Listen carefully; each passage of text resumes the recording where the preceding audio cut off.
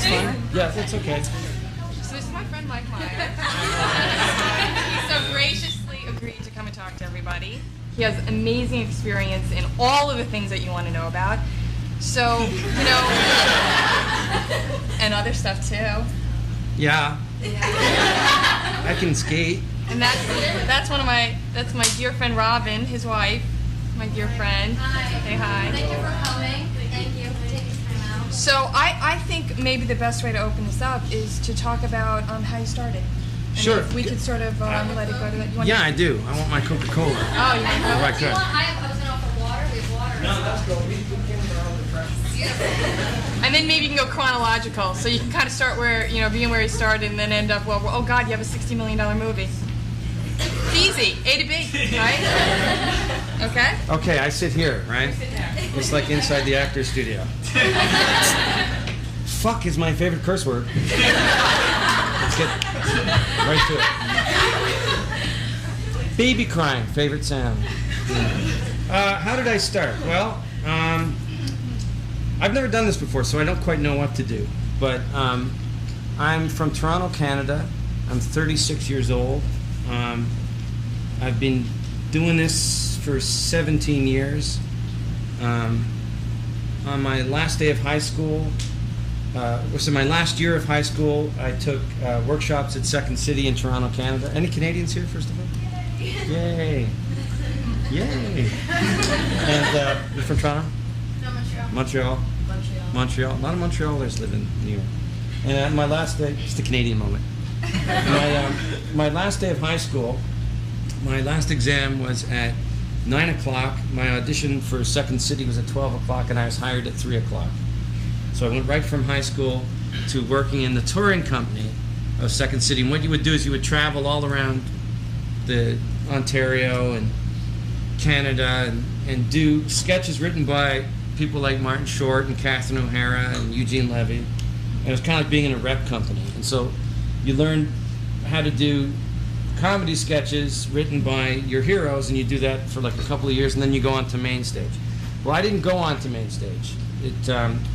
And I also, that same day, got accepted to York University Fine Arts Film, and I didn't know what I was gonna do. So I did Second City for the summer, and then I liked it, and they seemed to like me. I still had a job, and so I didn't go to York University to study film. I stayed in the Second City touring company. I did that for 2 years, and I realized that most of the people in my cast were 30 or 28, and my contemporaries were you guys know the Kids in the Hall? Yeah. Yeah. Well, Dave Foley was a very good friend of mine, and Dave claims that had I stayed, not joined Second City and not moved to England, which I eventually did, I would have been in the Kids in the Hall because they were more my sensibility than Second City. Second City was what we used to call the beef people, and that's where the people who would come, and they were like from the suburbs and stuff, and they'd come downtown to have a downtown experience. And they would have a restaurant upstairs where they ate beef, and then they would come down and see comedy. And I was more interested in the Kids in the Hall because they swore, and most of them were gay at any time, and it's just way more interesting. They're more subversive, and they would have sketches that were just they're just the anti Second City at that time. But I was afraid, so I stayed with Second City, and then it was clear that I wasn't going to get promoted to the main stage company because they thought I was too young, or I sucked. I don't know, but I didn't get promoted, and so I moved with a girlfriend. Not my wife, Robin. I had girlfriends before you. I did. Yeah. I know. They were not the best way to find out. I moved to England for 2 years, and I was in a comedy double act called Malarkey and Myers. My partner's name was Neil Malarkey, and that was his actual name. It's an Irish name. And we toured around what they call the alternative cabaret circuit in London. You know the show Whose Line Is It Anyways? Yeah. Well, that show came about because of an improv troupe I formed with an American and other people in Leicester Square. We were the Comedy Store Players. And so to make money, I taught improv lessons, and I toured in a double act, and by the end of the time that I was staying there, we were on a children's TV show. I was there for 2 years. I was making about $500 cash a week from performing in gigs. And we had a BBC radio series, and I did voiceovers of American voices for the BBC. I even did a Liverpool voice for the BBC in Manchester, which was my favorite, weirdest thing that I ever did. And then my father started to get Alzheimer's, and it was time to move back to Canada. So I moved back to Canada, and I got offered main stage at Second City, which was just an amazing thing. So a lot of stuff that I did, I guess a lot of stuff that I did wasn't career-y. Like you can't be like this with it. You have to be more like this with it, if that makes sense. You know what I mean? You can't try and sort it out and figure it out, and know if you talk to this guy and it's so random.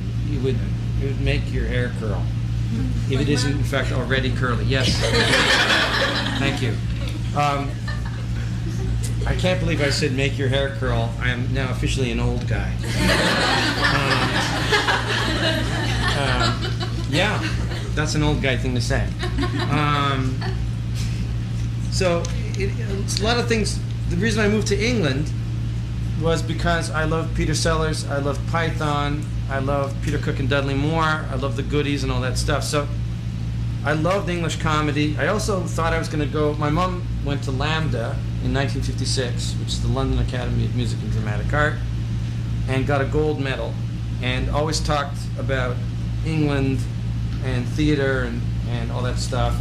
And I went, and I would go to the theater. I saw Judi Dench. Have you guys seen her in anything? In Amy's View? Did you guys go? Because if you didn't go, she's now in England, right? Her husband's ill or something. But you gotta see it.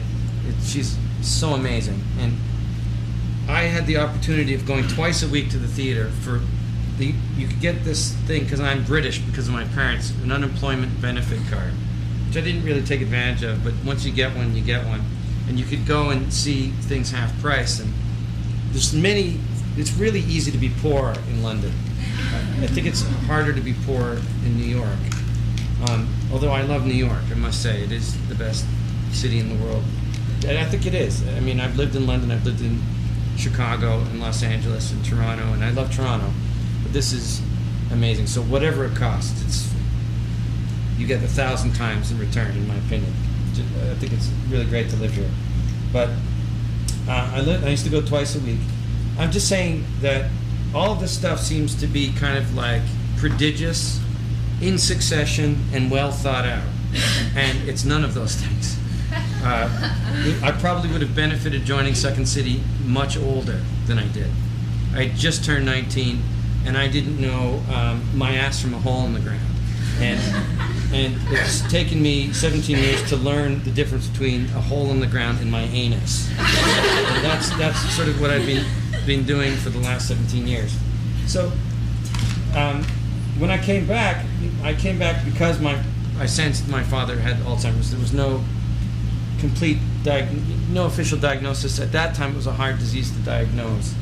So I just knew something wasn't right with him. I was enjoying myself in England, although I did miss hockey. And Letterman and Doritos. And so I came back, was on the main stage, and then I did that for about a year, and then I went down on vacation to see the Toronto Maple Leafs play the Chicago Blackhawks. That's where I met my wife.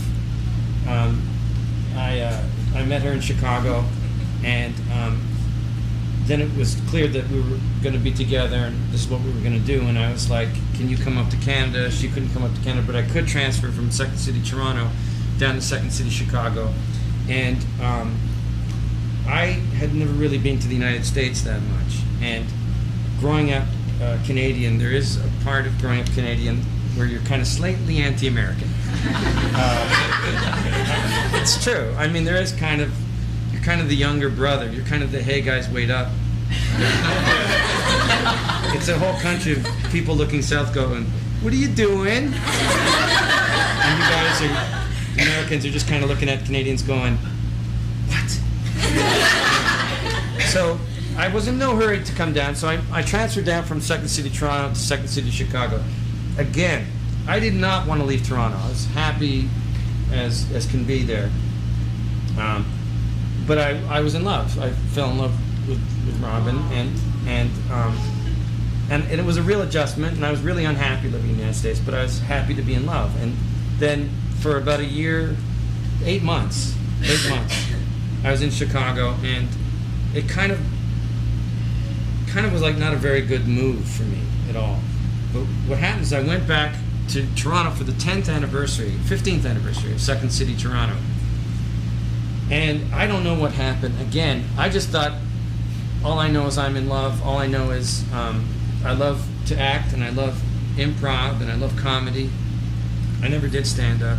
I was in a comedy double act, or I was in a ensemble comedy troupe. And I sensed I'd had an official diagnosis of my father having Alzheimer's. I didn't know what was going on.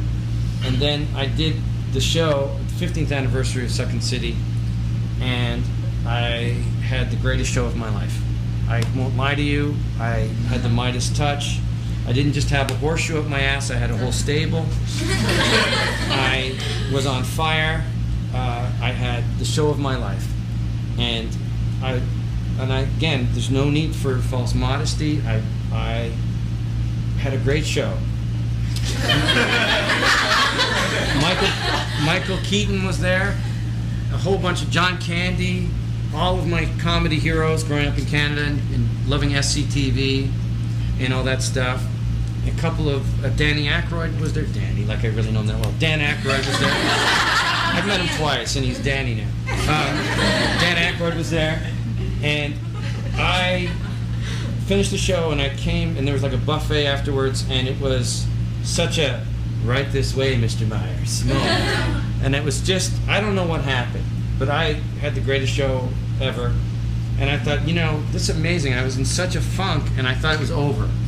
And I don't know, I guess I had zero expectations of this, and I thought, I felt like an asshole, to be honest with you. I went up there, and I thought, why am I traveling from Chicago to Toronto to be part of the alumni when I'm a goof who's done nothing with my life and I suck?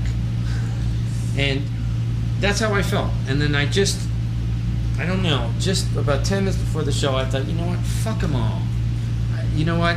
Martin Short, who's lovely, but all this attention over to Martin Short, all this attention to John Candy, the nicest man that ever walked the earth, by the way, John Candy, and one of the greatest improvisers, one of the greatest comedians. Honestly, the nicest man you would have ever met. Unfortunately, you can't now, but the greatest guy. And all these people, Dave Thomas and Catherine O'Hara, again, they're all nice. All the SCTV people are awesome. They're all getting all this attention. I'm like, I literally didn't have anywhere to change. I had to change in the stairwell, and they didn't have my props. You're supposed to. It was this whole thing where they did a show. Where I was in the running order was really shitty. I was like right before break, and everybody was like, it was sweltering hot, and I had my one little stupid sketch. My one little stupid sketch was Wayne. I did Wayne at Second City, and I did it for the show, and it was Red Sea parting. It was people at the end of the sketch going like this in slow motion, clapping. People jumping up and exploding like a Logan's Run. Women crying. Someone giving birth. A young girl in traditional German costume came and gave me flowers. I don't know what happened. The air smelled sweeter. I suddenly was an attractive man. Everything changed right after that sketch. And then they went to break. Right? And so it was like, wow, that thing you did, the Wayne's World thing, was really funny. I said, oh, thanks, I'd done it as a sketch at Second City. Thank you. And then I had an improv right after the break with Martin Short. And again, I killed. All that stuff happened. And I thought, wow, that's great. You know, when you don't expect it, when you just go there and just go, you know what, fuck it, I'm just going to do my best. Maybe I'm not ever going to be famous. Maybe I'm never going to be a celebrity. All I can do is just focus on what it is that I need to do at the time and just be in the moment. That's all I wanted to do. I just went, you know what? If this is ego death, then so what? Just live with that. That night ended. I turned to Robin in the cab, just to be silly. I went, did that really happen? And she went, yes, that really happened. Didn't think anything of it. Went back to Second City, Chicago. I get a phone call. It's Lorne Michaels. He had heard that I'd done well on this show. Martin Short had recommended me. Dave Thomas's wife, Pam Thomas, said the guy who stole the show was this guy named Mike Myers. Who was a casting director for SCTV and a casting director in Canada. Called me up and, would you like to come to New York? And I was like, yes, please. So I came to New York for the second time. I come once for Thanksgiving to see Robin's family. Robin's from Queens. And I, just briefly, this is the first time I was going to New York. And, got off the plane, got into a cab, and came over, is it 59th or 69th Street? The Feeling Groovy Bridge. 59th Street Bridge. You should tell them, too, when you said that you were thinking about moving to LA or New York, and you said I would only go to New York. Oh, yeah. Again, I was so I was at the end of my Second City career. That's the other thing, too. I'd been on Second City Main Stage Toronto, and I'd been on Second City Main Stage Chicago. And that's what was so amazing about this 15th anniversary show, was Robin and I literally had the conversation of, well, there's nowhere to go. It's over for me. I don't think we should stay in Chicago. You can't work in Toronto. Maybe we should move to either New York or Los Angeles. But I'm not going to New York unless I have a solid job offer, right? Next day, ring, Lorne Michaels, which is amazing. And so I came to New York, went over the bridge, blew my mind. I'd never seen anything like it. It literally brought me to tears. Because I still think the Manhattan skyline is beautiful. The only other place that's brought me to tears is Venice. Has anyone been to Venice? Yeah. When you go on the boat and you see it, and you can't believe it, And I'd always thought that Toronto was a big city, very smog. And I was like, okay, it's 100 Torontos. That's big. And I came and I waited 14 hours outside of Lorne Michaels' office to have a meeting with him. And I just watched people, I'm next, and then people just came right in. And I'm hypoglycemic, and I was just, by the end of it, I would have joined a terrorist cell. I finally came in, and Lorne was like, right, so you're from Canada. I said, yeah. I hear you're funny. I said, well, I don't know. Have a seat. And there's 2 seats. And I said, I'm afraid that this is part of the test. That if I choose the wrong seat, I'm not going to get a job. And he goes, let's see what happens. So I sat down, and I said, how did I do? And he went, good. And then right behind his head, now you have to remember, I'd never really been to New York. I'd only driven through it for a second on the way to Westchester. I see the Empire State Building behind him, and I'm like, this is like a movie moment. It's like we went back to the 30s, and it's like, say, there's a depression. I need to get my ice togs for the ice box. I just got laid off from the Buggy Whip factory. Nice pair of spats. It was like all of the most New York experience ever. And then he just starts talking to me. He goes, would you like a job here? And I said, yes. And Dave Foley, who was working with Lorne on The Kids in the Hall, said, oh, awesome, you're here. You're meeting with Lorne. I said, yeah, do I have to audition? Yeah. He goes, I don't know. I didn't audition. I just met with him, and I got a job. Foley and I was so pumped. Foley and I walked from 30 Rock all the way down to Greenwich Village, and just, and Foley says, you're in. I can tell you're in because of this and that and the other. You're in. I had to wait 6 months of negotiating the contract because there is certain NBC things of ownership of your characters. After this whole sojourn I'm telling you about, I'll then start to tell you a little bit about the business as I know it. But so, yeah, sure, go ahead. How old were you when you met with him? 24, 25, 24, yeah. So then I was in, and then I was on Saturday Night Live for a year and a half. My first thing at Saturday Night Live, nobody knew I was working there because I came mid-season. So I constantly had to show my badge, and I constantly had to explain to people on the 17th floor at Saturday Night Live that, honest to God, I really do work here. I didn't get an office for at least a year and a half. My first office for the first half year was me cross-legged by the elevator bank with a yellow pad. Hi. And Lauren would walk by and go, "What are you doing?" I'd say, I'm writing a sketch. He goes, "Right. Making friends?" I said, "Yeah." He goes, "That's all that's important." And then he would go home, and I'd stay up all night writing by the elevator bank. I didn't get anything on for the first 4 shows.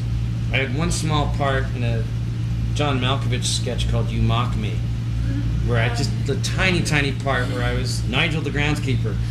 And that, it was tiny. And you know, you're told you're going to be on Saturday Night Live. You know, Lauren has a great expression, which is, you come to America, you think the streets are paved with gold. They're not paved with gold. They're not paved, and you have to pave them. And that's kind of what going to Saturday Night Live was like. And then on my 4th show, I wrote Wayne's World, and that got in. And then it started to build from there. And then Lauren came and said, "Mike, would you be interested in doing a movie?" And I said, "Yes." "Okay, what about?" Because he had a deal with Paramount. And I said, "How about that Wayne character?" And he went, "Okay." That was it. So I wrote it in 1990. I got on the show in 89, wrote it in 1990, filmed it in 1991. It came out in 1992. In 1991, November 22nd, my father passed away, which was really, really a horrible time. And it was just a very weird, I didn't know whether the movie was going to get released. We had no idea. Again, all I'm trying to stress to you is that you don't know what's going to happen. That's all I can, by telling you all this stuff. And then it came out February 14th, 1992. It was a huge hit, and my life changed. There was paparazzi waiting for me at the apartment lobby. It was just, it all changed. And then I did that. In 93, I did So I Married an Axe Murderer. And I was heartbroken, and I could give a shit about anything anymore because my father wasn't there to see it. I was very close to my father. My father was kind of like, the only analogy I could think of is kind of like when you go to a casino and you're paid in chips. That was my life experience. When I went home to tell my father what had happened, it was like going to the pay window, because telling him made it real, to see his delight in anything that was going on in my life. I'd already lost that a year ago because his personality had left his body from Alzheimer's. But the definitiveness of knowing that there's not going to be that miracle cure that's going to turn it around like flowers for Algernon, you know what I mean? It's just not going to happen. It's gone. He's not coming back. He's dead. So my heart was broken. And then I did this movie, So I Married an Axe Murderer, completely heartbroken. It was not a good time. It came out, I can't even remember that time. It's just a fog. I'm still on the show. It was a weird experience being more famous than most of the hosts that were coming on at that time because Wayne's World had done so well. And then Axe Murder came out and it was a bomb. I mean, a crazy flop. It made a nickel. It was, I thought my career was over. And my father was dead. It made no money whatsoever. It was always a one-hit wonder. There's nothing more to come from this. And then we did Wayne's World 2, and it did okay. It was the #1 movie. It did okay. I didn't want to do it. I was contractually wrangled into doing it. I never wanted to do it. I'll get to the business part in a second. What's that now? I said, I like this part. Yeah. And then I did that, and that went okay. And then a friend of mine, Rob Lowe, who was in the movie Wayne's World. He had hosted on Saturday Night Live. He was living in Santa Barbara. He had a wife. He had dogs. He had a house. We'd been going back and forth on planes and stuff. And I thought, this is what I would like to have. I would like to have a house and a yard for the dogs. And I'd made a lot of money off of Wayne's World 2, even though I didn't want to do it. Again, I'm going to tell you more about that. The reason I mention that is my belief that you can't go for money. Every erg of energy molecule you spend towards acquiring money, you get kicked in the ass 10 times the other way. I mean, anytime you do something because it's in your heart, because you really care about it, you're rewarded 10 times with money. And that is the truth. I mean, I'm telling you, that's a Newtonian law. That's science. So I was forced to do this movie, Wayne's World 2. My heart was broken. I quit the show. I left show business for a year and a half. And I did nothing except hang out with my wife. We went to England. I visited my father's aunts and brothers and sisters, my aunts and uncles. We went to Venice. I read a book every 2 weeks. I went and saw movies. I took power skating lessons. Canadians would understand what that is. I took skating lessons and improved my hockey game. Just did stuff. And then one day, but I was offered a whole bunch of movies for money. At least I knew one thing, that I didn't want to do anything for money. And I was offered movies that some got made and did okay, and most of them got made and crashed and burned. But I was able to parlay Wayne's World 1 and Wayne's World 2 and the goodwill towards axe murder into a high wage, which is an interesting thing. But nothing spoke to my heart. During this year and a half off, I was just thinking about my life and all that stuff and really missing my father. And this, I've said this too many times in too many press junkets, and I'll get to that in a second. The song "The Look of Love" came on the radio. I was coming home from hockey practice. It reminded me of all things British and all things. If Wayne's World was what I was like growing up in Toronto, Austin Powers was everything I watched growing up in Toronto, living in an English household.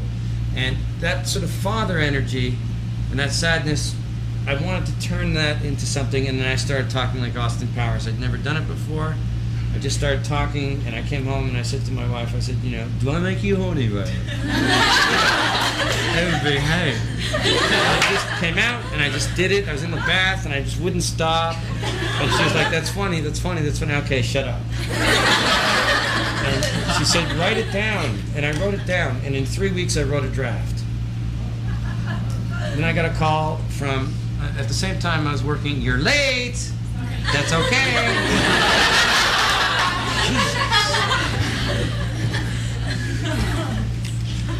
Get her name. Thank you. Now I have to start all over. On my last day of high school, I joined. Just smoke them if you got them. So then I wrote Austin Powers. Mike DeLuca had met me several times. He wanted to do the Coffee Talk movie, which was a character I did based on Robin's mom. And Robin wrote it. She wrote on Saturday Night Live.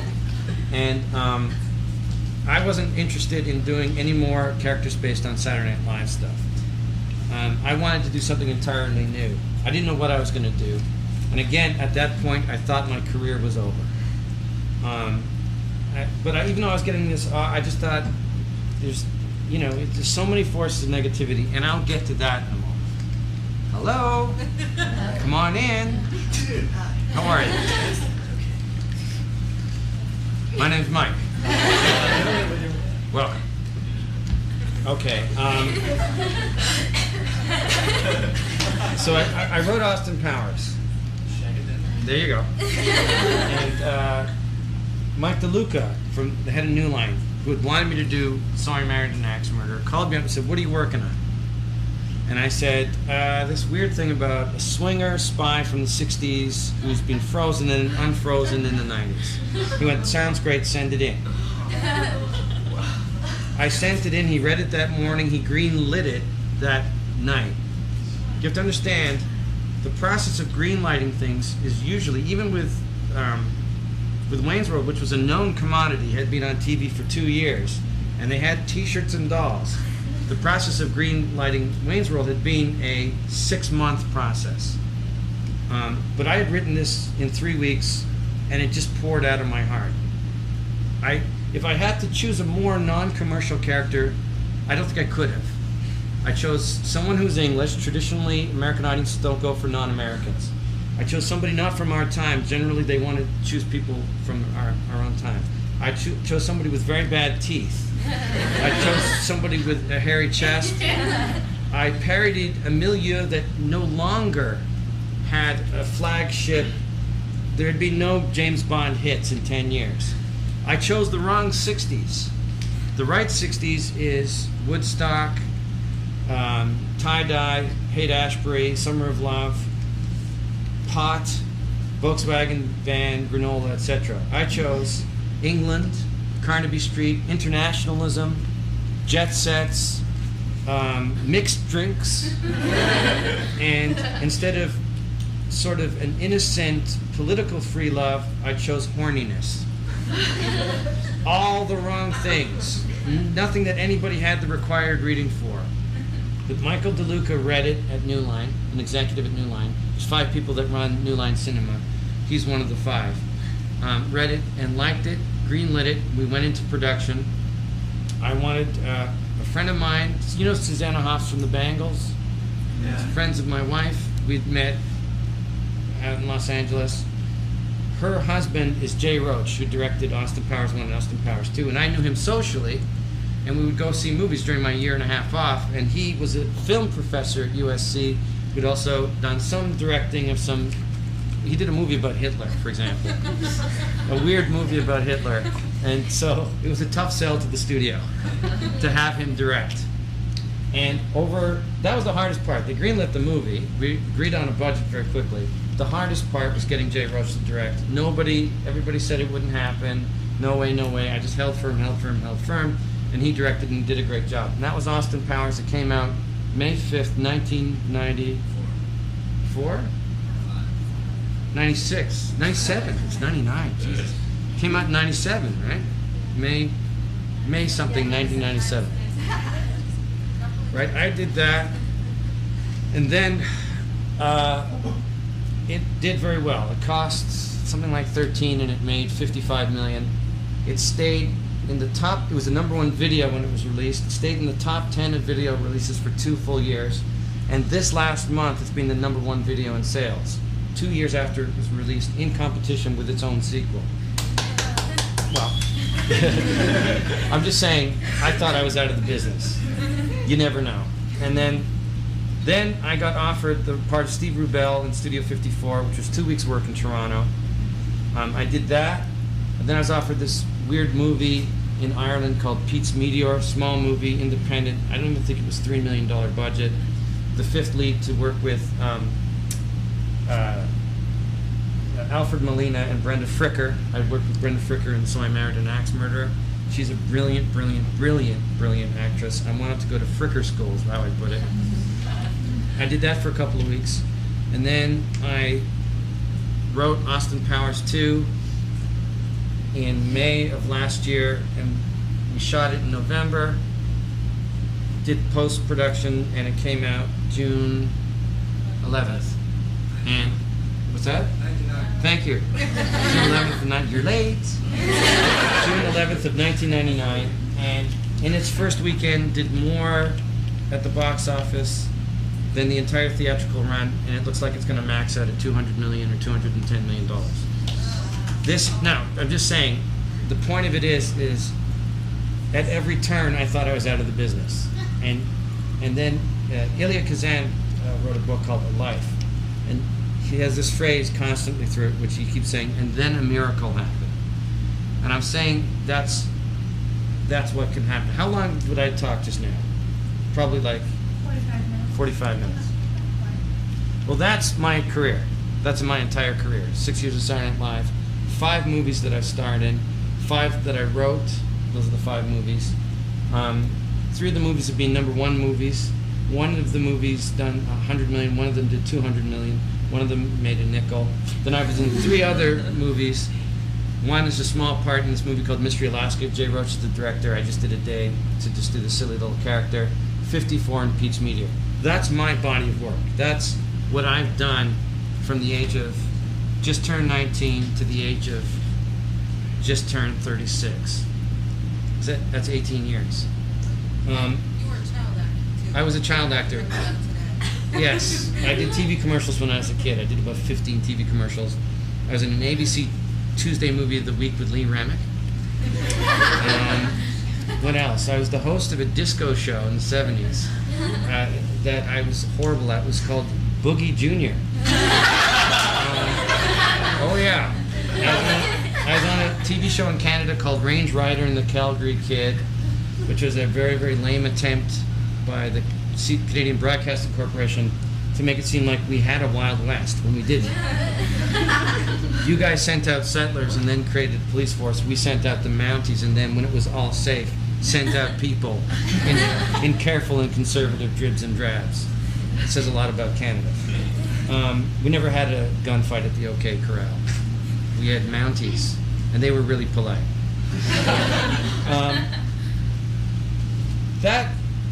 That is my career. That's my body work. That's what I've done in the last 18 years. The previous to that was the child acting stuff. I've had no formal training. My training was the Second City Workshop, which was 2 years. I had no regard for the business side of it at all. In the last 3 years, I have determined that it is highly, highly important early on, as part of a much broader actors' liberation movement, that actors empower themselves and understand the business and what part they play in it, and that we begin a process of de-infantilization of the acting profession. And that is what I would like to start a movement of. If in the 60s they talked about the actors' liberation movement in terms of improv and all of it getting respect as a profession and all of that stuff, and creating a glossary of terms and all that stuff, it's my belief now that what's happening is that actors are starting to become good businessmen, not to the exclusion of art. Being a good businessman and being an artist are not mutually exclusive. Having said that, what you should go for is to be in the moment. And now, I had no idea that I would end up being a comedian, a comedic actor. I loved film comedies. I grew up in a very relentlessly self-improving English working class household, a very bookish household. My mom went to Lambda. My father got himself the equivalent of a high school degree on the equivalent of the British GI Bill. Worked himself off the shop floor at Dunlop's rubber factory in Liverpool, England, to management by taking night courses. And one of the things he did was also take a night acting class, and that's where he met my mom. So I come from like I said, a relentlessly self-improving working class background that believes that all things are possible, and there is no better place on the planet to come from nothing and to go somewhere than the United States of America. And that's just the truth, and it's corny as shit, but it's 100% true. You can reinvent yourself in this country, and there's never been a time, I don't think, for actors when there's more opportunity out there. You have 1,000 fucking channels. Do you know what I mean? And you can go away and be shitty for a year and still be employed. This is an amazing time. I would say to you guys to not, I'm not here giving you the, it's tough out there, blah, blah, blah, blah, blah. I'm telling you, the world's your oyster. I'm telling you, there's a million jobs to be had out there. But, just to clarify a point earlier, any time that I've succeeded in anything is when I did something from the heart. Wayne's World was the suburban adolescent North American heavy metal experience as I knew it growing up in the mid-'70s of Toronto. Right? And that was my life. Austin Powers was all of the Britpop culture that I grew up with. The Beatles. I thought I was related to the Beatles. My parents had Liverpool accents. Peter Sellers. I thought my father was Peter Sellers. My dad bared an uncanny resemblance to Peter Sellers. Peter Cook and Dudley Moore. Alec Guinness. God. All of that stuff. The Ealing comedies. That's from my heart. A movie that I'm working on right now is about the Battle of Britain. My mom was in the Battle of Britain. Do you know when you see those World War II movies and they have a big plastic-covered map of England and those ladies with the sticks and it's Jerry over Norfolk, scramble, Biggin Hill, and the lady moves the thing with the stuff, and then the radar ladies. My mom did that during World War II. This is something that speaks to my heart. I've been tempted and offered many things that did not speak to my heart.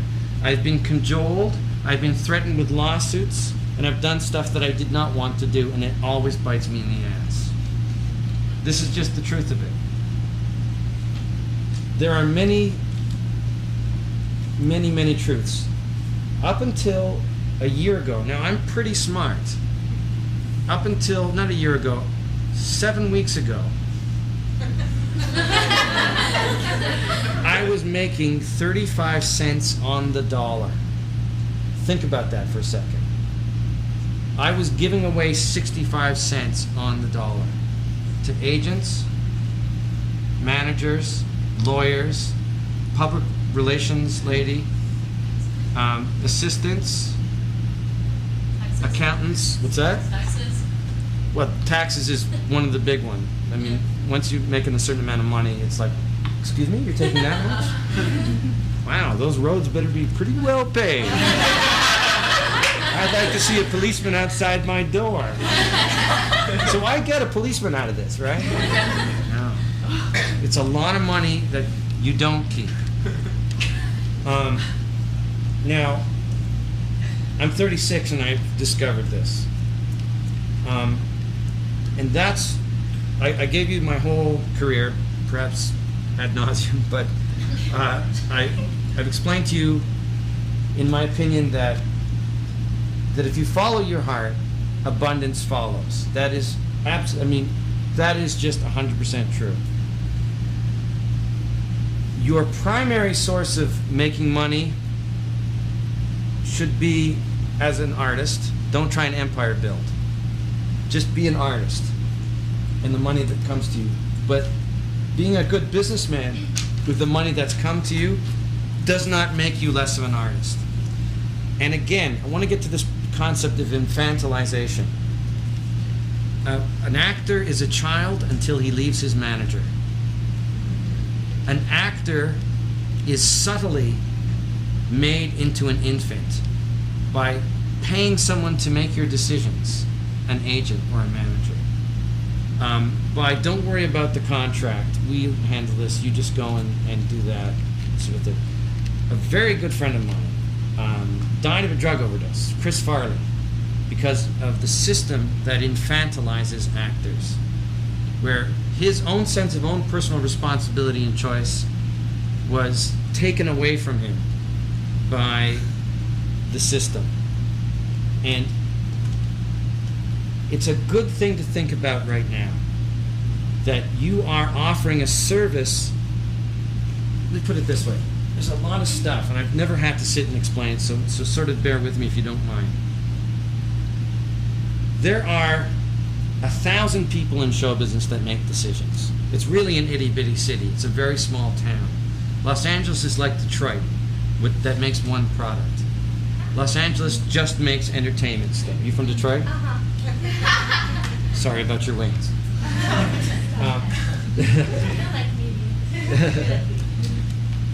1,000 people make decisions, and then there's America. The 1,000 people of show business, which Ron and I always refer to as living in the land of show business. They don't live in America, they live in show business. They decide who is going to be an actor and present it to the America. America tells 1,000 people of show business who they like, and show business responds. It's a yin and a yang. Are you following me on this? There really is, if you think about it, there's maybe 100 directors that have that power, 100 studio executives, 100 development people, 100 casting agents, blah, blah, blah, roughly about 1,000 people in power who can make or break a career or hire, and that's it. Then you have 260 million Americans and 25 million Canadians who can also make or break your career. This is a philosophy, this is a theory of mine, that when you're an artist, your boss is not the 1,000 people of show business. Your boss is the 275 million people in North America, in Canada and the United States, who will come to see your movie or watch your TV show or listen to your album. Do you follow me on that? Yes. Do you follow me how they're your boss? And that's a pretty big boss to have, and that's a pretty powerful boss. The 1,000 people of show business are not your boss, and they are not your parents. And they do not do things that are in your best interest. You decide what is in your best interest. And it's a good thing to understand that concept now. Does that make sense? Yes. So if you do something like I've had, which is a movie that one of the B studios, it wasn't Paramount, it wasn't Disney Fox, Paramount, Disney Fox, Universal, any of the others. Then you have the B ones, which are Miramax. I mean, I don't say B in terms of quality, but just in terms of percentage of the marketplace. For example, Disney owns 43, well, they own Miramax, but they own 43% of the marketplace of movies. Think about that, through Miramax and Touchstone and all of that. Disney owns half the world. Well, they're a huge conglomeration.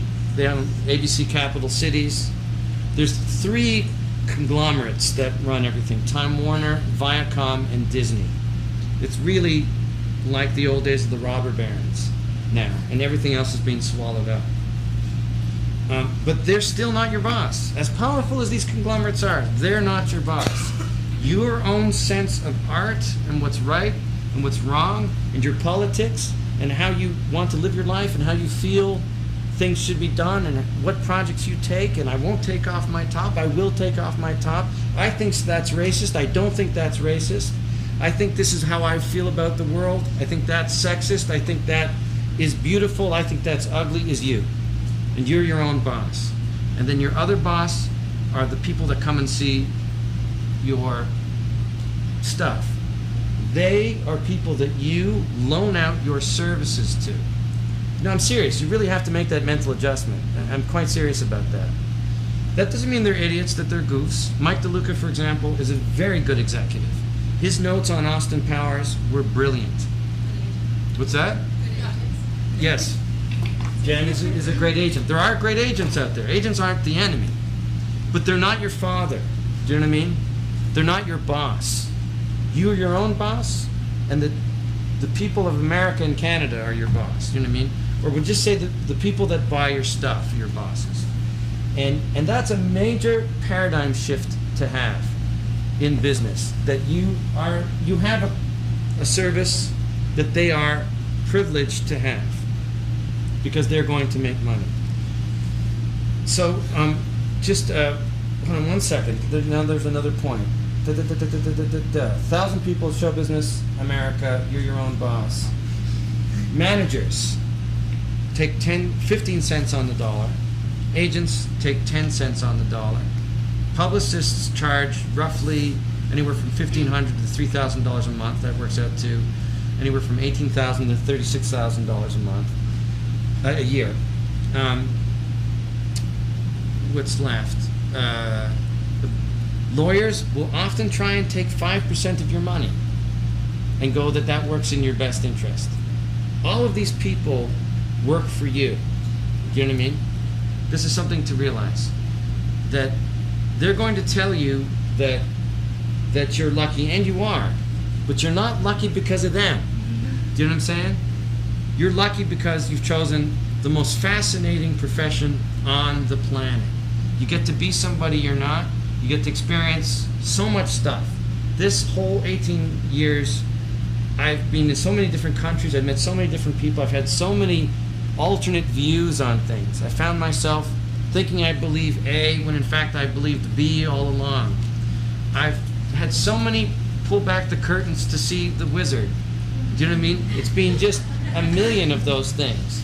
It's the most fascinating journey, and if you're up for it, I highly recommend it. But you're not an infant. You're a fully grown adult. And that would be my main point of all of this today. I guess now I should probably take questions, I guess. Or moderate. I'm not the moderator. Please moderate.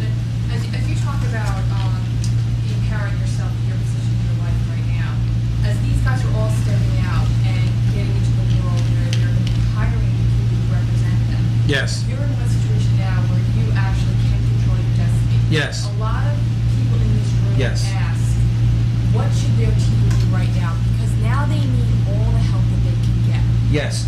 I'd say the plan is no different. Yes. I maintain that the plan is no different.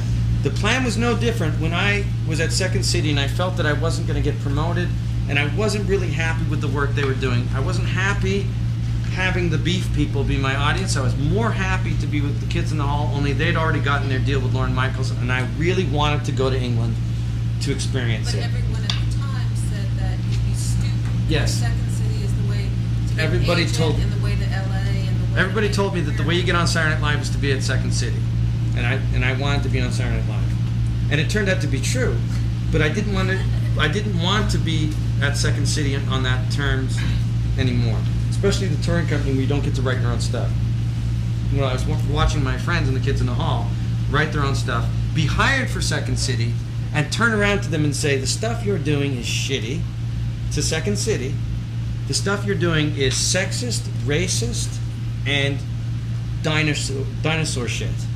Turn to the owner. This is why I admire the kids in the hall so much. You know, sometimes they have really crappy sketches, and sometimes they have okay sketches, and sometimes they have sketches that blow the top of your mind off and are the best sketches ever. But in any scenario, I respect them because they totally did it themselves. They totally empowered themselves, and because they were the darlings of Toronto, and that company was just going to be the Second City company. And they said, no, we don't like what you do. We don't like what it says. Lorne Michaels comes and takes them to TV. Do you see what I'm saying? So at any point, they had no power. I have no power now.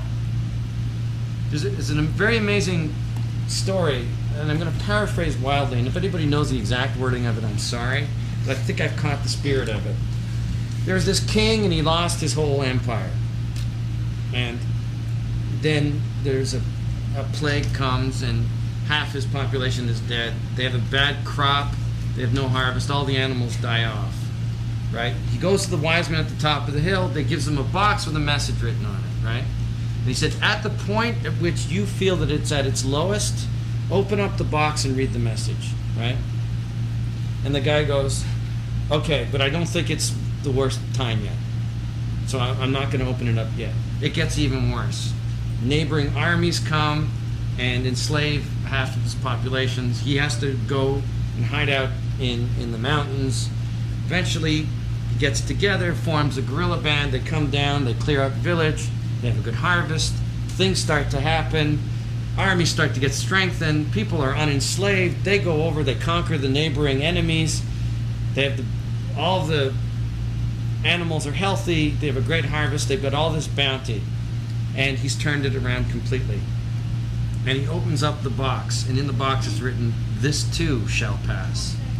Do you know what I'm saying? So in terms of power right now that I have, this too shall pass. And in terms of any sense of an unempowerment you have, this too shall pass. So if you stick to your own heart, you can never get fucked over. You can't get fucked over because you stuck to your heart. You stick to your heart in times of feast, and you stick to your heart in times of famine, and then you're fine. So that's how I feel about it. That's excellent advice. And we're going to open up to questions if that's all right. Yeah, no, I think that's good. Go ahead.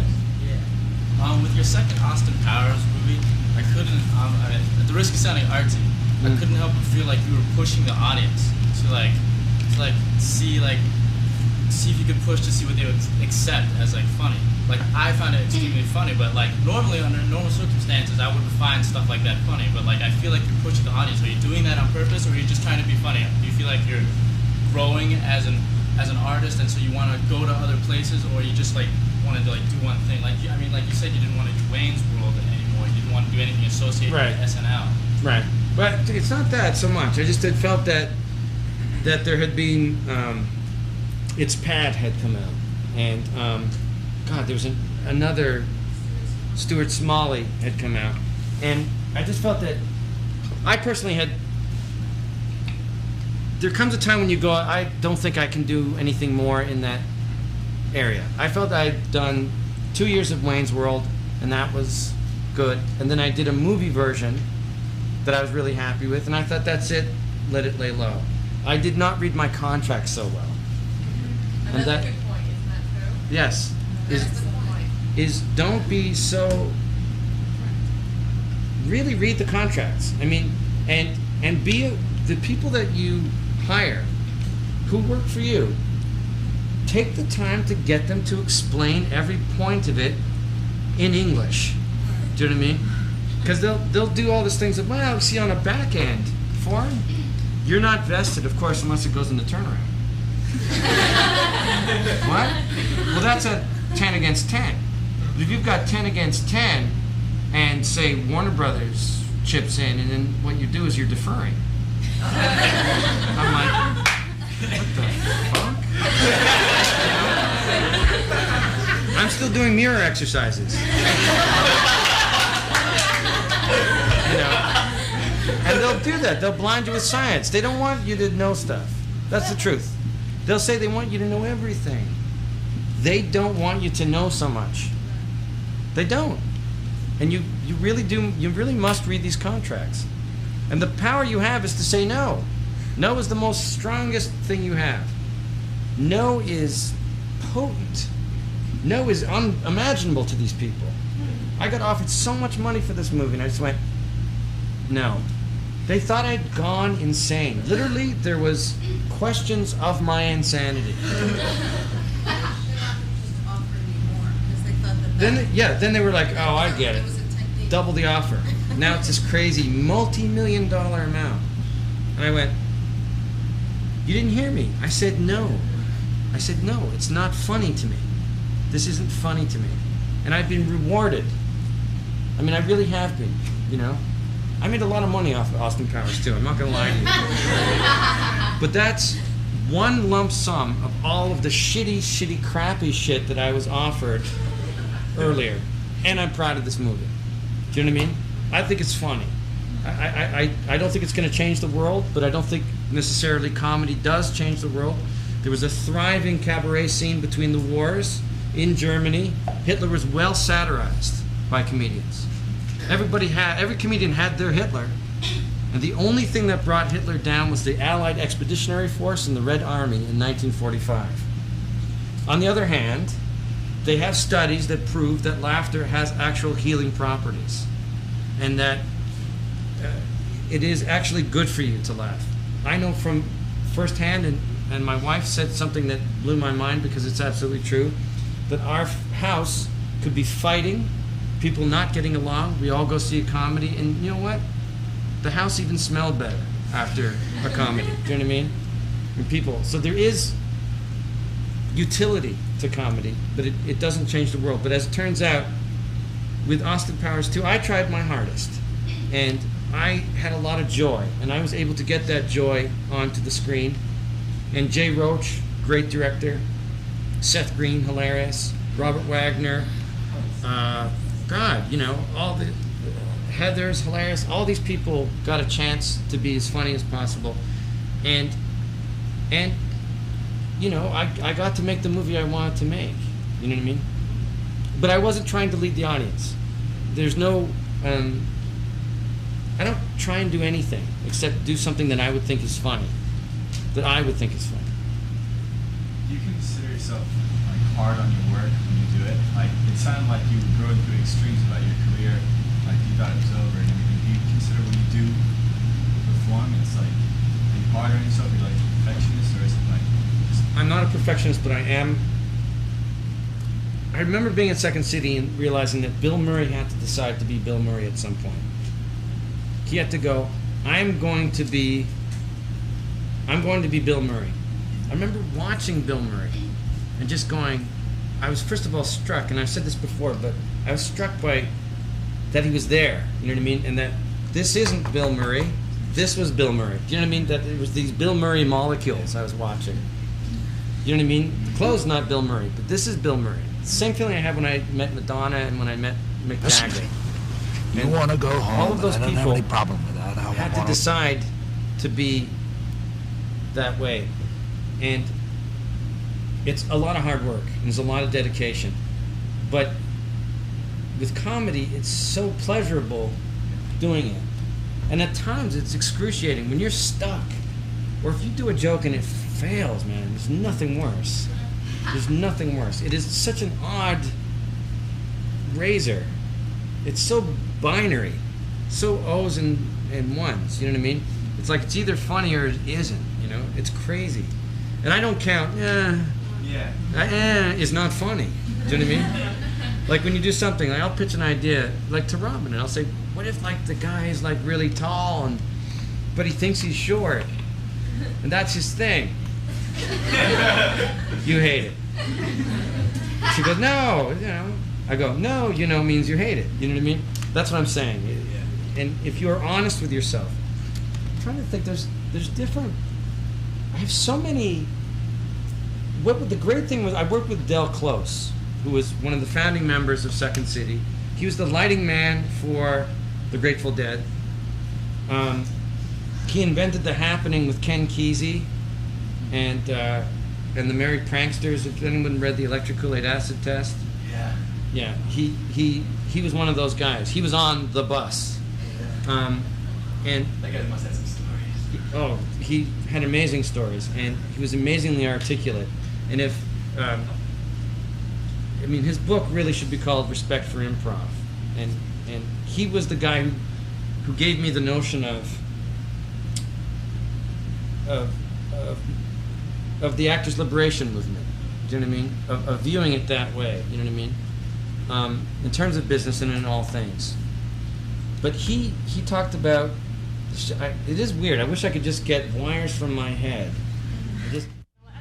But I respect everything you said, especially about the business part. Yes. And then the part of reinventing yourself, because that's Yes. exactly what I'm doing. And then in terms of what do you do in terms of reinventing yourself? You sound like you're saying possibilities and recreating. I mean, I took the landmark education.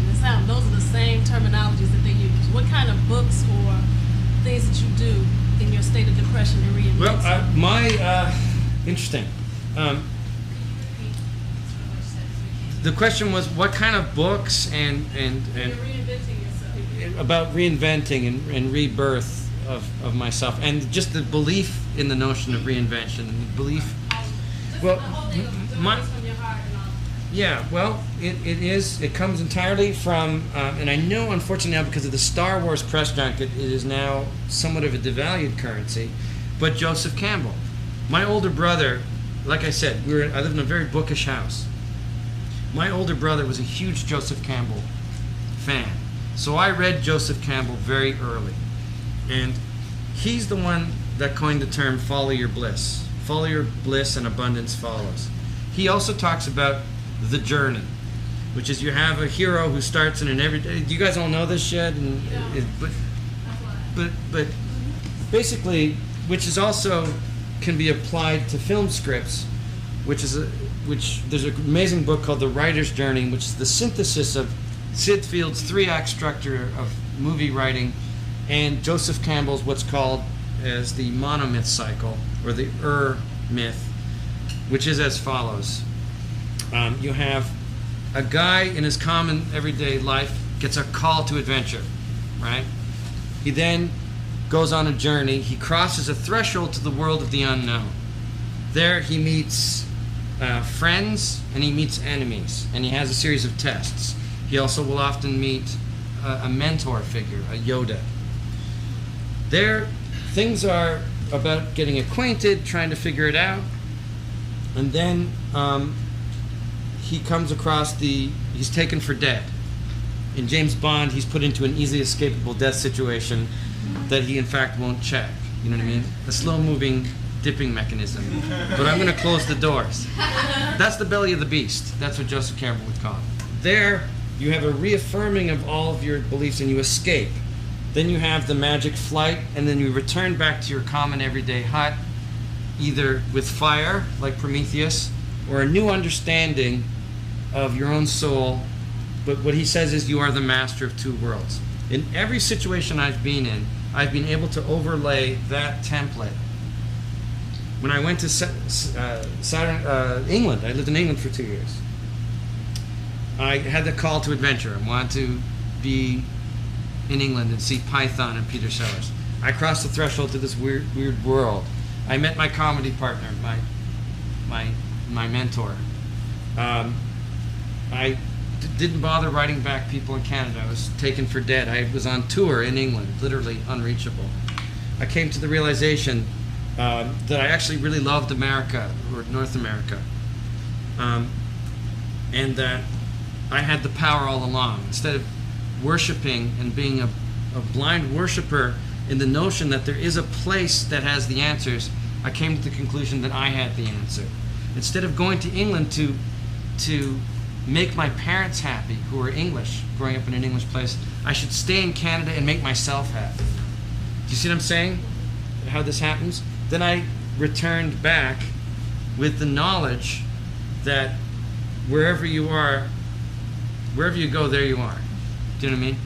And that's what the England journey was. Everything had its journey and gives me meaning. Kurt Vonnegut. I read everything by Kurt Vonnegut. I don't think I read Hocus Pocus. It's the one I haven't read yet. Vonnegut? Kurt Vonnegut Jr. He's my favorite author. Wow. What else? I don't know. I'm also the believer.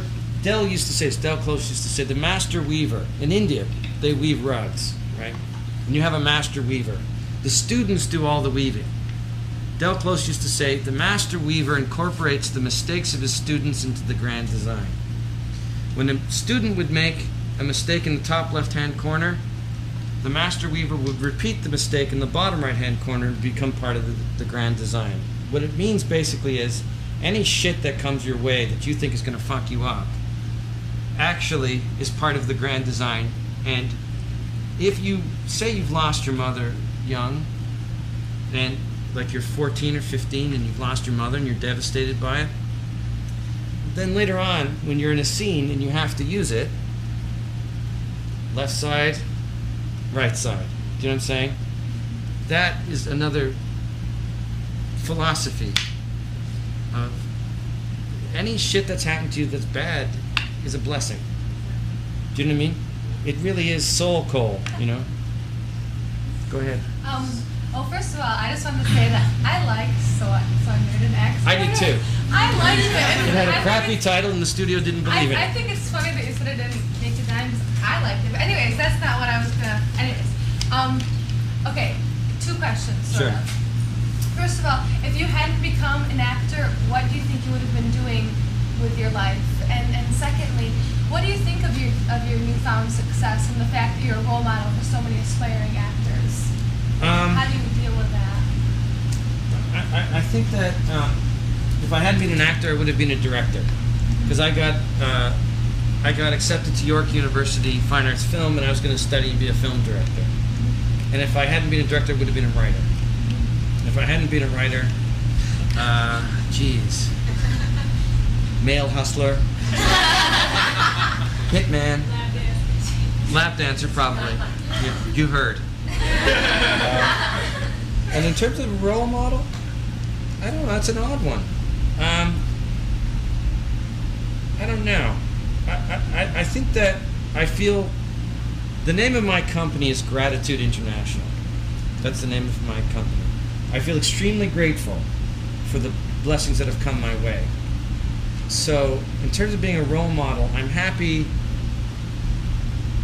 I'd like to see more funny stuff, more exciting stuff, more interesting stuff, more cool stuff, more Pulp Fictions. I liked Eyes Wide Shut. Did anyone see it? Yeah. I think it's very weird, but so much stuff is so boring that you just have to vote for it. You know what I mean? And it's an amazing. It's not the best movie ever made, and it's certainly not the best movie he ever made, but certainly it stays with you, and you talk about it. Robin and I are still talking about it. You know, and also too, I like a movie where you're watching it, and I turned to Robin and I went, "Doo!" You know, when do you get that experience? You know what I mean? Most times you go, "Oh, right, yeah. Oh, look, there's the guy from, yeah.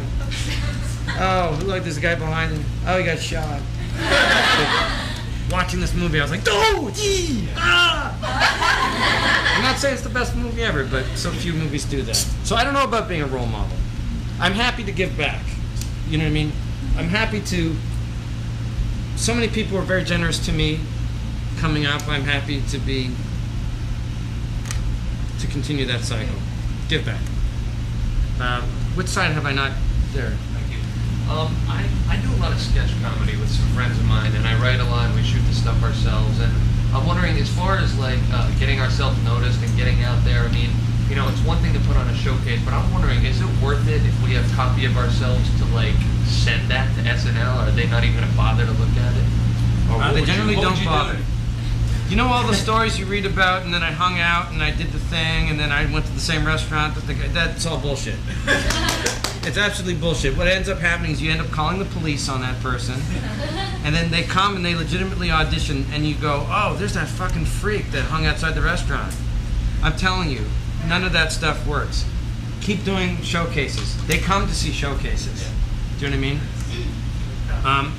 They just keep doing stuff. Keep acting, and people will come and see you doing the acting. Like, do you think you get hurt to send a reel to them? No, but you'd be better off doing 20 push-ups. No, I'm just saying it is a waste of your time.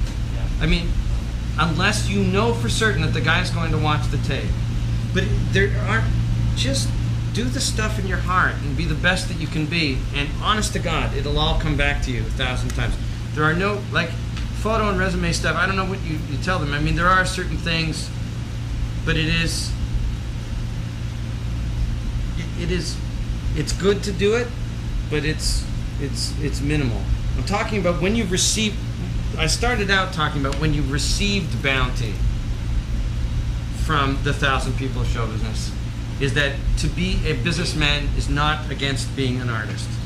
Charlie Chaplin was an excellent businessman. And then there's some artists, and it breaks your heart, that were shitty businessmen. Peter Sellers was a shitty businessman. I mean, a crappy, pissy bad businessman. That ended up having to do After the Fox and the Bobo. Do you know what I mean? For money.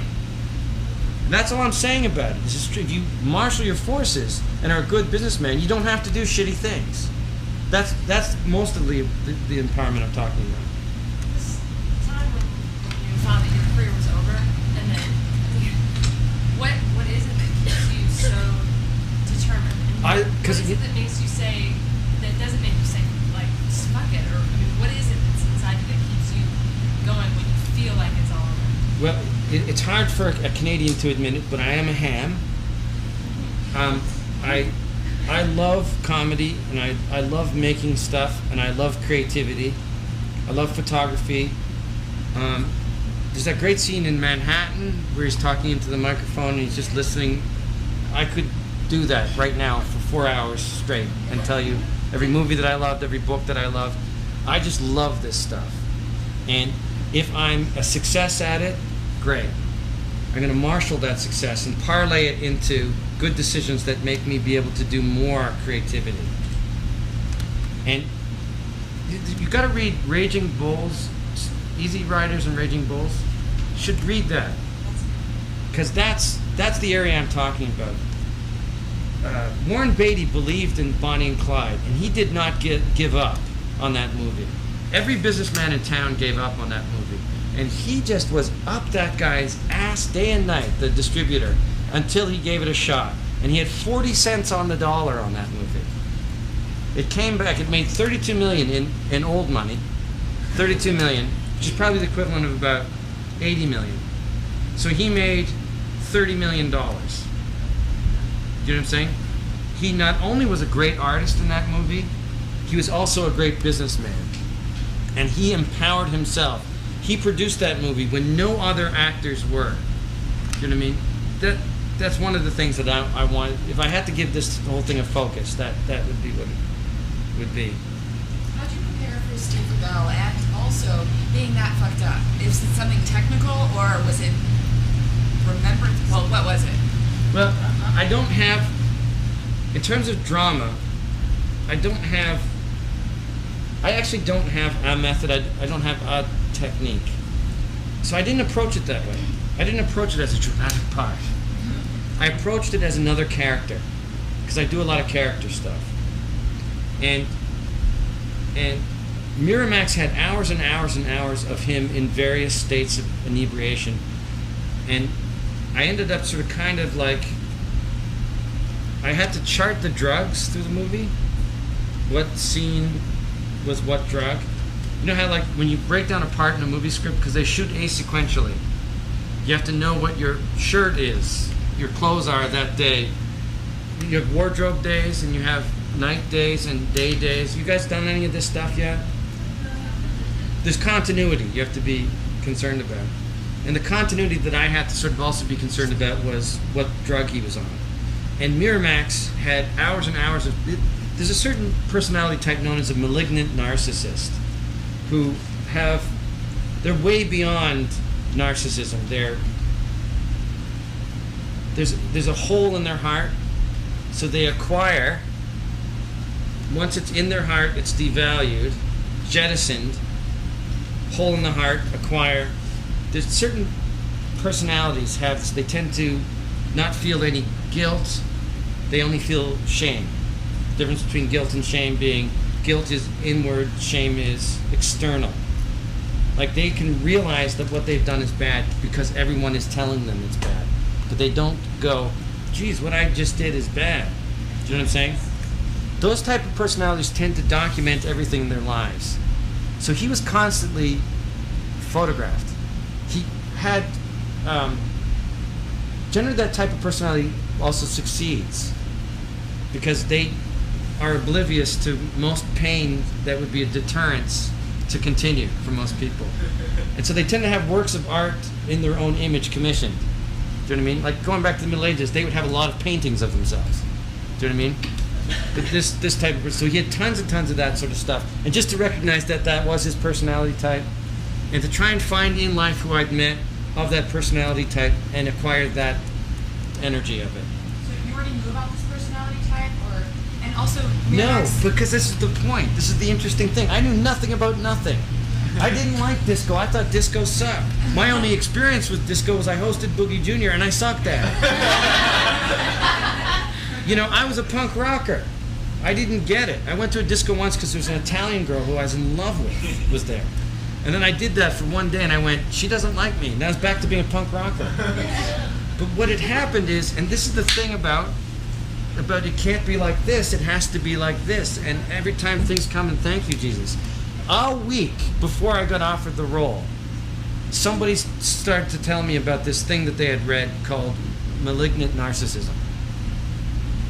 A week before I got offered the role, VH1 did a thing on Steve Rubell. And I remember thinking, God, I kind of look like him.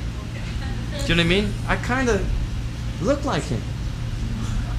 About 2 months before, I had thought that there hadn't been a disco movie. Do you know what I'm saying? It's like all this shit just came. And what my training has done for me, which is Second City, Master Weaver incorporates the mistakes of his students in the grand design. Being in this state of receiving as opposed to grasping, do you know what I mean? I just let these things come down. That's the weird thing about all of it. Do you know what I mean? So they kind of put the videos you were talking about, they had that research for you. They were like, Yeah. watch this. Well, I asked them. I said, do you have any tapes on the guy? And they said, yeah. And they sent somebody at the research department sent me, I don't know, 10 hours worth of tapes, which I watched. And then I read a book, The Last Party, and in it, I saw this thing that he said he was the gatekeeper, right? He decided who was pretty enough and who was rich enough to come into, or famous enough to come into his place. And he had said that he would never let himself in. And I went, oh wow, boy do I ever relate to that. And as my mom, who's trained at Lambda and has old-fashioned terminology that I always think, what does attack mean? She'd always say, Michael, your part needs to have more attack. Attack. You know, she had said, just remember, Michael, the villain is the hero of his own story. So I made that mental adjustment. And it was just that kind of, that sort of stuff.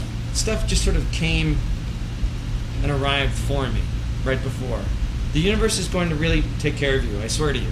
I know it sounds really corny, but the universe will absolutely take care of you. It's already got you into this room. Do you know what I mean? Got you to New York City. It got you to know at whatever age that you are that this is what you want to do. Do you know how many people don't know what the fuck they want to do with their lives? You're so way ahead of the game, I'm serious. I mean, I happen to be like you. I knew at 4, but I'm just saying, my brother still doesn't know. And my brother's the most talented person I've ever met in my life. So that's the universe. It's already taken care of. More Austin Powers movies? I would like to. I had so much fun, and I was a big fan of the Pink Panther movies. So, to that extent, I couldn't wait for the next Pink Panther movie to come out. And there's always a new crime, and to that extent, I would want it to be very different. Still have Austin Powers, still have Dr. Evil, but I would want it to be a mind-blowing, picture yourself on a boat in a river, through the looking glass, mind-blowing yellow submarine adventure. How much of the movie was improvised? And I mean, from 40% of the movie was improvised. I mean, I don't have an exact number, and an alarm didn't go off when we had reached our 40% quota, but about 40% of the movie. The zip it scene is improvised. The countdown scene is improvised. When we go 5, 4, 3, 2, start at 30. That's because we were on the floor. Again, the master weaver. I had no idea when we got onto the stage, the sound stage, that we had rehearsed it or we had read through, and 5 seconds was a reasonable amount of time on the page. But when we got there, this thing was so huge. Do you know what I mean? This thing was so close. We knew it was going to be huge, but it ended up that we blocked ourselves, and you do. It's hard to where this is the door, and then it was so far. That's what it was. It was so far, and then we switched it over. We started at 30. We then let's make it 30. That's kind of boring, and then. It felt exactly at 11 seconds. That's the problem with it. But we didn't know till we got on the floor. And Jay Roach, the director, completely changed everything. The lighting pattern, the shooting pattern, to accommodate the reality. So we got a free joke. You know what I mean? What else? Zip It, that joke. Baby back ribs was improvised. Throwing the ball off of Rob Lowe's head. They'd built this thing. Oh, that the moon didn't quite go around the Earth. Do you remember? Like so, and it stopped halfway through. And he does that little. That was improvised because it would not spin around. Again, that's the universe, you know, giving you good jokes all the time. And Rob Lowe came up with the Great Santini. Throwing off the head. God, what else? Just different stuff. Oh, the baby's head popping up at the end during the opening credits sequence, and I'm walking, and the pinwheel is blocking. They had a baby, and I asked one of the prop guys, who's also a professional puppeteer, to just put a stick and have the baby's head pop up right at the last second on the beat. There's a lot of day of stuff. That's how it ended up being about 40%. Photographing the 2 models. Yeah, that was improvised. The animal thing too. Yes, be a lemma. Yeah. Yeah. Yeah, a lot of that stuff. It's easy to improvise stuff once you're in a. It's hard to. You can't improvise the location. What's that? It's amazing how much, like. Oh, yes. Nothing like Southern California. Yes, it's amazing how England looks in no way like Southern California. That was improvised as well because for the first time I was on the soundstage with the rear projection, and I turned to Jay, who's never been to England, the director, and he said, "Mike, you're gonna love this. These backplates, they're great." I said, "Jay, this does not look like England," and so we improvised. So yeah, that's how. Again, taking the poverty and turning it into a virtue. Oh yeah, sorry. How much stuff would you say on Saturday Night Live you did when you were in the middle of sketches? Was that improvised? None, absolutely nothing on Saturday Night Live was improvised. It can't be because it has to go through standards and practices. What would you say if when you're doing stuff gives you the confidence to improvise? Even all the Chris Farley stuff was never improvised. Never improvised. Every word that Chris Farley said or anybody was absolutely had to be scripted. In fact, I think is it Damon Wayans was fired for improvising off of Saturday Night Live. Why is that? Why? What's that? Why would that be? Why would they want Because television is an advertising medium that happens to have programs on between commercials. No, it's not. Whatever. It was it was local air traffic. Couldn't. Yeah, it's the FCC. No, it's no FCC. It's not the FCC. What it is basically. I mean, there's just certain things that God, you guys should just really know.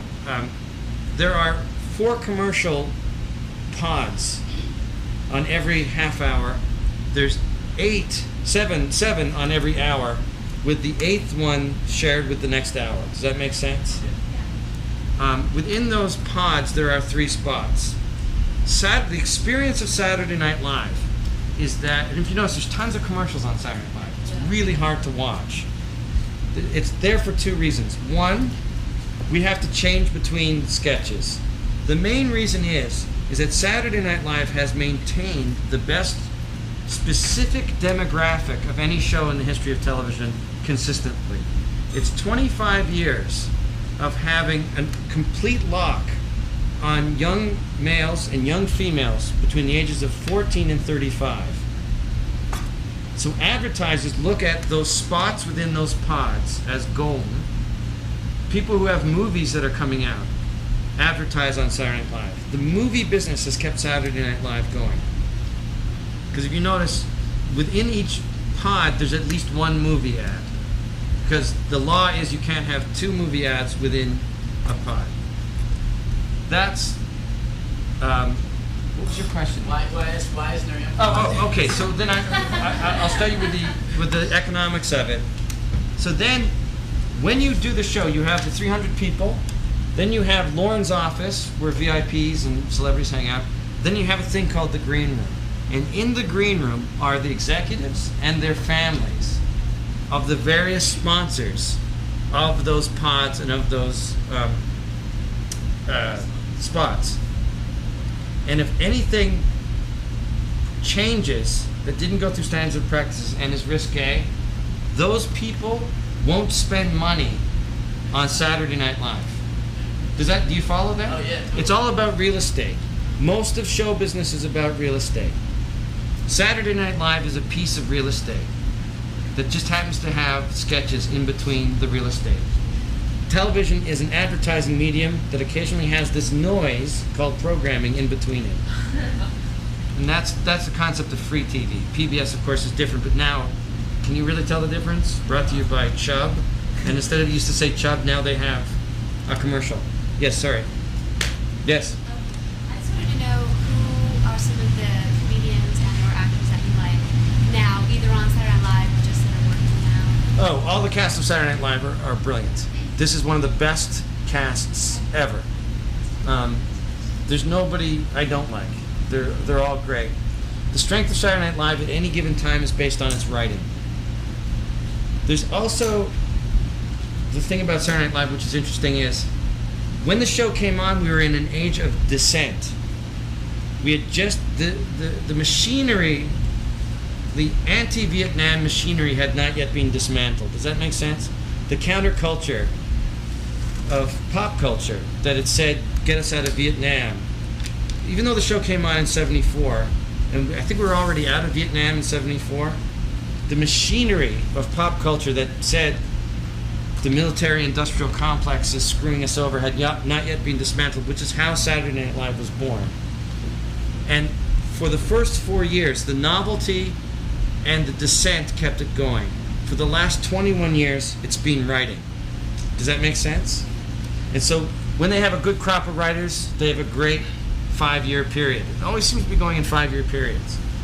I think the writers are good on Saturday Night Live right now, but I must say, when I was on Saturday Night Live, and I know I sound like a fogey, the writers were great. Conan O'Brien was a writer on Saturday Night Live. Bonnie Turner and Terry Turner, who started Third Rock from the Sun and that 70s show, were on the show. Smigel, who does the TV play Funhouse, was a writer. Like Kristen Johnson, did you ask her to be on to be an Austin Powers? Yes, I did. Okay. Yeah. Yeah, definitely. Mm-hmm. This is going back to your de-infantilization. You come in here and you're very relaxed and kind of go with the flow. Do you feel like when you go into these meetings that you project more of like a don't fuck with me attitude? No, absolutely not, because they can't fuck with me. I've already won. I'm an artist. They have to be business people. Do you know what I mean? I've already won. I get the look. This beats real job. You know what I'm saying? Like I always say to my friend, at least I'm not tarring a roof in Toronto in August. It's a great job and there's no heavy lifting. I've already won. So I don't. They're not the enemy. They're irrelevant. They're relevant, but you know what I'm saying? They're not my boss, and they don't work for me either. They're just colleagues that I must be nice to. So I don't believe in the suits. I feel sorry for them because they don't get to make stuff. Like all through growing up, either people look at me and they're like, you say some of the weirdest shit, and like my girlfriend, like I'll come home and ramble on about characters or whatever just that I think of. Like, I wonder if did your wife ever say, all right, enough? No, for the most part, she thinks I'm funny, which is I think key. And then there are times when no, she's saying no. It's all been a lie. Like Thanks. when you were growing up, where like people look at you and be like, "What's wrong with you?" Like When I was a kid, I was very precocious, and I used to just get high on sugar and go blah, blah, blah, blah, blah. And people would say to my older brothers, "Why are your brothers fucking nuts, eh?" And then I went through. In the last 4 years of my life, I've become comfortable with my own eccentricity. I am a kook. I'm a non-traditional thinker. I am weird. I am odd. What I do is non-traditional. How I do it is how I do it. And I am what I am, and I don't give a fuck. Do you know what I mean? I don't care anymore. For a long time, it did bother me. In that year and a half off that I took after my father died, I realized I do love to make people laugh. I love being the architect of my own embarrassment. You know? To what extent, when you either write material or consider stuff to do you think about it as being a public service? Because in listening to you, you're obviously very well-read and spiritual, and you're here to impart this very serious knowledge about self-competence. And then when I consider your work, and I admire it very Yes. much, it's very No, fun, it's silly. but it's Absolutely. What I do is silly. Absolutely. and catered towards more of the slapstick variety. And I wonder, do you consider that to be like cathartic for viewers to relax? It's interesting that you should say that. If you look at Monty Python, they had the Gumbies, which are the guys with the napkins on their head, and they go, "My brain hurts!" They also had the All England Summarizing Proust competition. They had the History of Ballooning sketch. And they also had the fish slapping scene, where one guy was at the side of a canal and slapped another guy's face with a fish. And, you know what I mean? There's a wide variedness of quote-unquote smart comedy and quote-unquote stupid comedy. I make no judgments. It is binary to me. It is either funny or it isn't. Farley was not an intellectual. Farley could not tell you that the basis of laughter was based on Henri Bergson's essay, Laughter, in which it is the realization of your own mortality. Because of when you fall on a banana peel, you're acting as matter. Matter is inanimate and dead, and you're no different than a rock that drops, and therefore at that moment you realize your own mortality, and it is a neurological response to the realization that you're about to die. He just was fucking funny. You know what I'm saying? How about Sandler? Sandler's really funny too. Just, again, they're not intellectuals, and they don't... Well, Sandler's actually very serious about what he does. He's a very serious... He writes his own stuff, and he's very serious, and he's an excellent businessman as well. But he goes on the shows, and he wears the, you know, and the hat backwards, and you think, oh, he doesn't... No. He's just very... He's entirely not infantilized. He's the opposite. He's completely an adult. He's completely empowered. He's an excellent businessman. He's a really good writer, and he works very hard. He knows his persona. That's his canvas, is that persona. But in terms of silliness, if I had to write a book, it would be in praise of silly. I think silly is highly, highly underrated. And silly to me is, it's all going to work out, let's go have fun. Silly is healing. Silly is what you're doing when you don't have problems. And you would want to be more silly than be problem solving. So I'm a lover of silly. You know, I think silly is awesome and underrated. Healing, helpful. It's healing, it's helpful. It's what you do when you're just hanging out. I mean, second you guys leave here, you're gonna hang out with somebody and be silly, I hope. You're not gonna hang out and go, okay, now. You know what I'm saying? It's what it is. It's the thoughts between the thoughts. I mean, it's what you're doing. Do you know what I mean?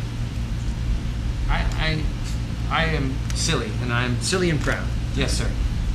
The marketing strategy you used for Austin Powers 2, you know, that you go see a second movie, was that your idea? I mean, it was Michael McCullough's the co-writer. I'll be honest with you, here's what happened. They got there's new marketing people came to New Line, right? This is my 5th movie, right? And they're very good marketers, but I don't know if they had seen Austin Powers or knew it. And I had a meeting with them, and they're very good people and they're very nice people, and they may have had other ideas. But, I mean, this is controversial, I suppose, but I came in and they said, we're really excited about Austin Powers 2. Here's our idea. You ready? It's going to be great. We love it. Austin's back. I was like, wow, that's great. I turned to my co-writer, we're fucked. So we realized in that sense that you got to read Raging Bulls and Easy Riders. Easy Riders and Raging Bulls, whichever order it is. And just realized that, you know, you kind of do know your own material pretty well. McCullers the good news is, that's that one marketing person who said Austin's back. The company as a whole, New Line, are awesome. That one person who was going to do it, and then no longer works there.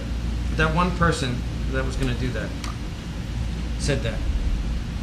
Their smarts was listening to us.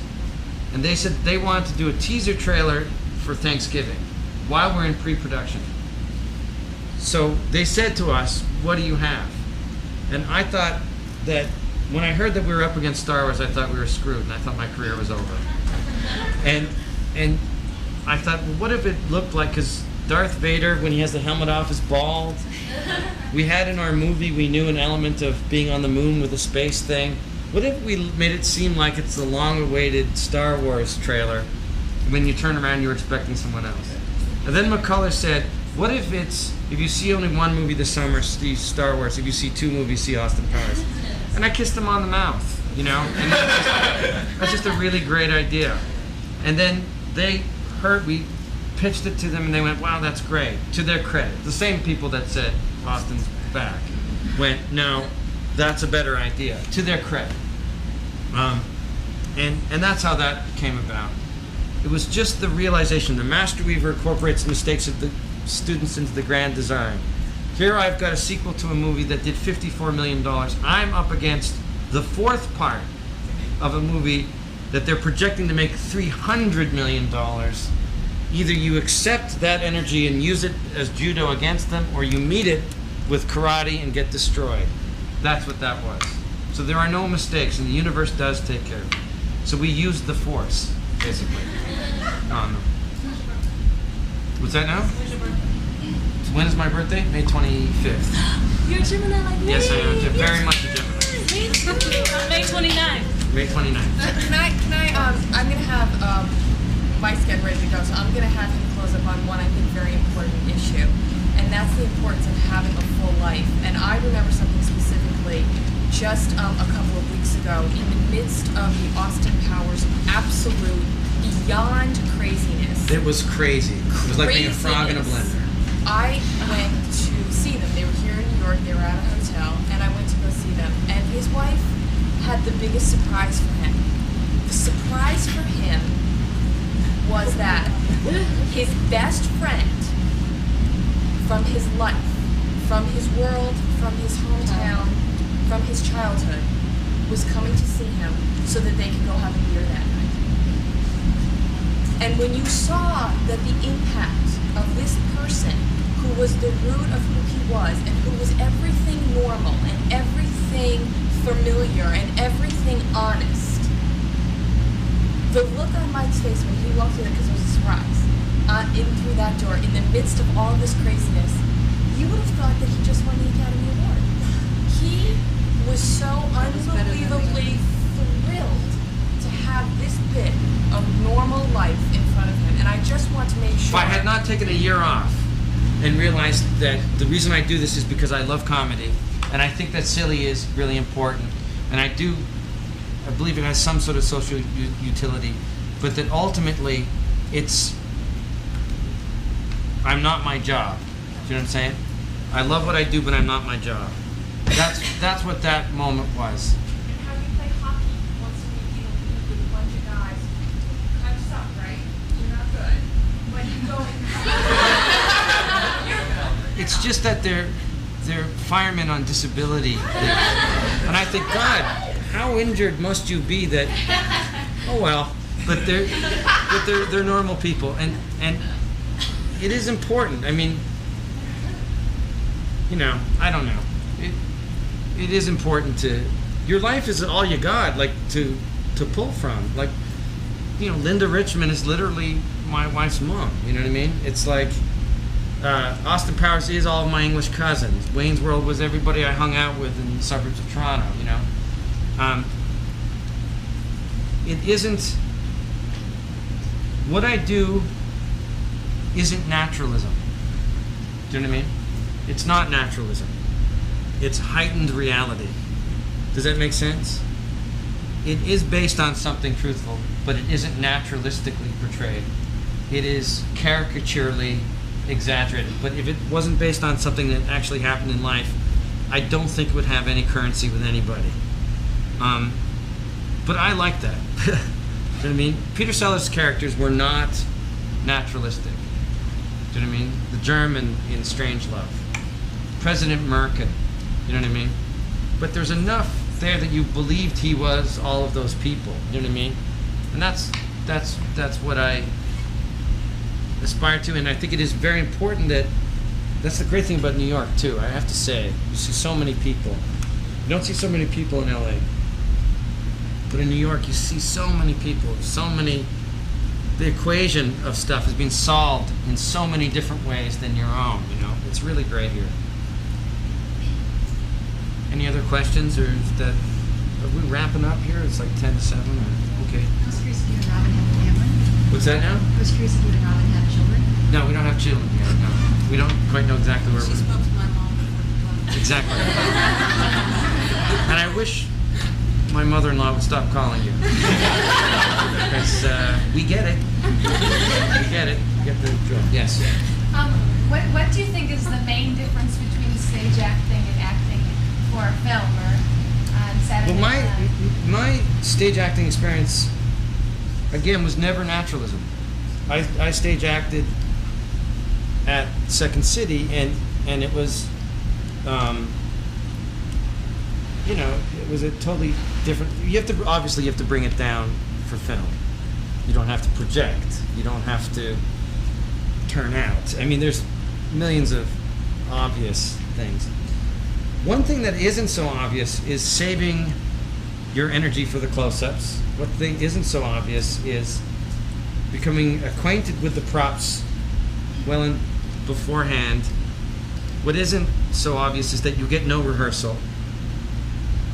What isn't so obvious is that even if you fuck it up, you get 10 more tries. That's the good news about it. So there are some things, but I mean, the transition from it as a scary thing, the transition from stage to film is vastly overrated in my opinion. I mean, I honestly think, and this is going to sound so incredibly stupid, but the Michael Caine tape actually has some value. You'll watch it. It's very simplistic. It's like saying how you play the flute is you blow in one end and move your fingers along the end of it.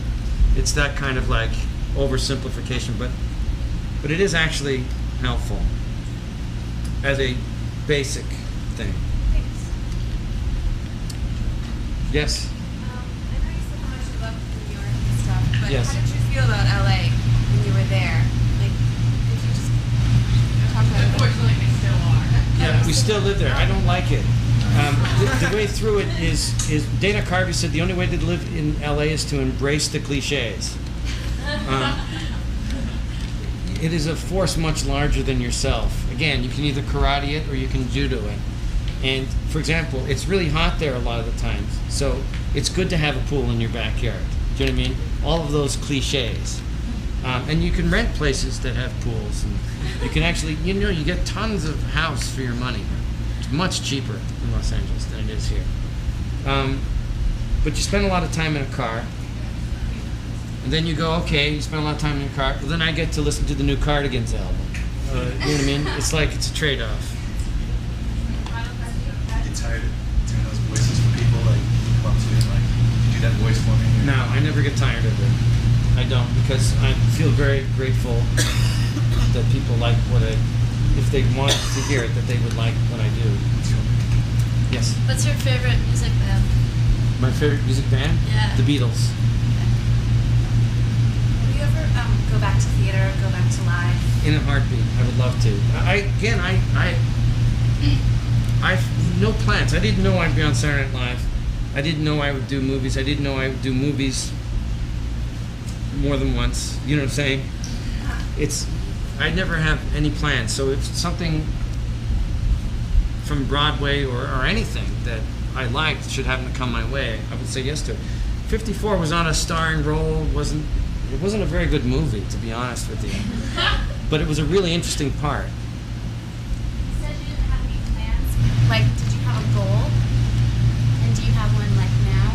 Or you just fly by the seat of your pants? No, it really is, and I swear to you, and it sounds so cornball, my only goal is to go like that. And when things come, is to say thank you, Jesus.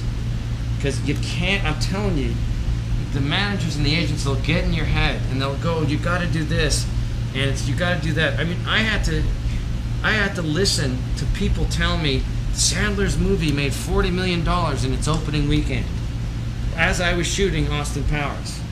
And I was like, that's great for Adam. He's a friend of mine. God bless him. But this is the world, you know? The world gets you, you know what I mean? And the world tries to make you feel bad. And I said, listen, you've now told me this 3 times. I refuse to feel bad that a friend of mine is doing very well. And then it ends up, my movie makes $54 million, so it didn't fucking matter anyways. But you know what I mean? But I didn't go, must beat Sandler. You know what I mean? I was, thank you, Jesus, for a job. You know what I mean? They'll fuck with your head. They will. And they're not your boss. How did you make the transition to writing? To writing? Yeah, to find the courage. to Writing write. is why I got to be an actor. And writing is why I continue to be an actor. I wrote my own stuff, not because I love writing. I hate writing. You feel like a kid with a horrible disease stuck in a room while your friends are out playing street hockey. I hate writing. I loathe it. I wouldn't wish it on my worst enemy. I do it so that I can perform. Of the 5 movies I've done, I've written all 5 of them. Because I'm a particular type of performer, and I need to have a particular type of material. There's been movies that I've been offered that have been huge hits that you guys would have seen that are great, that no way I could have done. You know what I mean? I hate writing. But I do, and I also too, it's going good, you love it, but you hate it when you're stuck, that's for sure. Any other questions?